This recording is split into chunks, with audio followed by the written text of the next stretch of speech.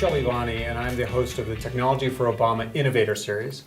And I'm here today with Judy Estrin, who is one of the great serial entrepreneurs, but also has been CTO of Cisco, on the board of FedEx, on the board of Walt Disney, and also named 3 times by Fortune magazine as one of the 50 most powerful women in business. So it is such a pleasure and honor to be with you today, Judy. Thank you, and I'll have to add to that, I'm also author of a book on innovation. Well, so you're the perfect guest then. Yes.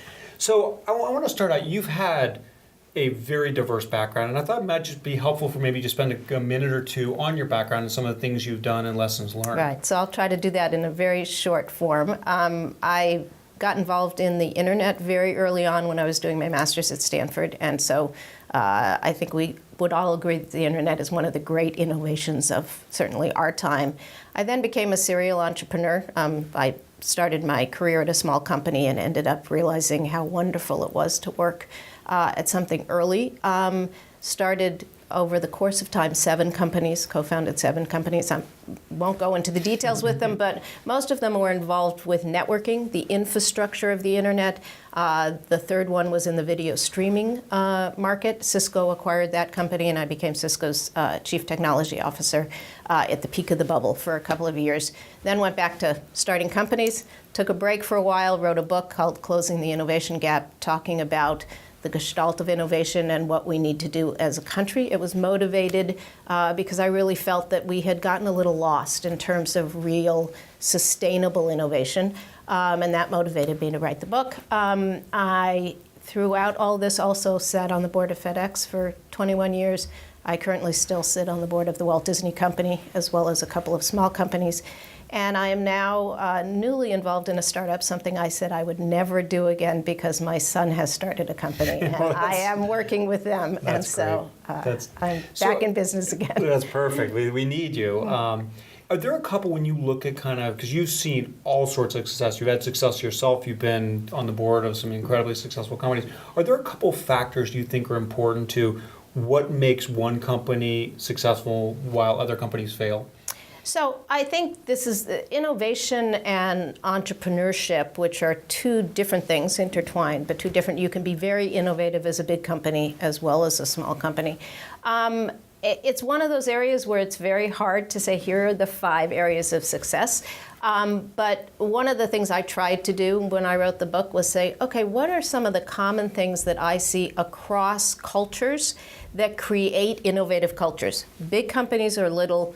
Who are the innovative people I've met? And actually, I did boil it down to 5 things. And the first one is questioning, being able to encourage question. All innovation starts with a question. How do I do something better? Why isn't this problem solved? How do I solve some problem again?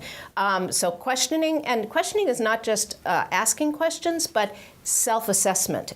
Those places and people who are really innovative are willing to ask themselves questions. Companies that get too successful, too arrogant, countries that get too successful, too arrogant, and stop questioning themselves often lose their innovative edge. So questioning is the first risk.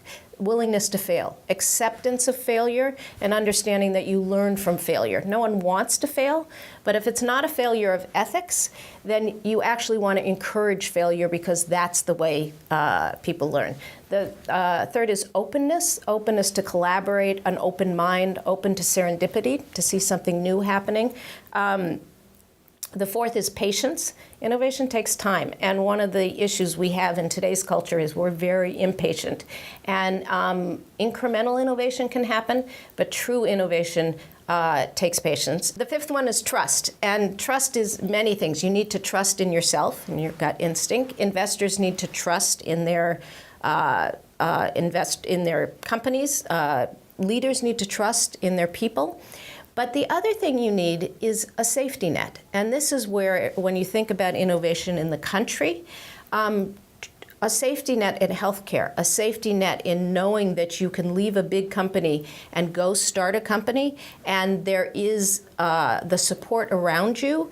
That's what allows you to take risks. If you don't trust, it's very hard to take risks. And I'll give you an example of why these are so important to have in balance. If you have trust without questioning, that's blind faith. That does not encourage innovation. If you have risk without questioning, that's gambling. That's also not innovation. And I'll also point out that it was impatient people who didn't ask the right questions, who took risks on things that they didn't even know anything about, and had a lack of openness that created the financial meltdown. And then we lost trust. We lost trust in businesses. We lost trust in government. So if you want to ask and say, what are the 5 things? It's those 5 things in balance. But you don't get to pick one and say, oh, I'm patient, I'm innovative. You really need all 5 of them balanced out together. Well, that is, I think that's great advice. And Judy, I don't think we find a greater expert or a better thought leader on it than Judy. So it's been a pleasure talking to you. And we're going to, in the next segment, talk a little bit more about innovation. So we'll look forward to speaking to you. Thank you.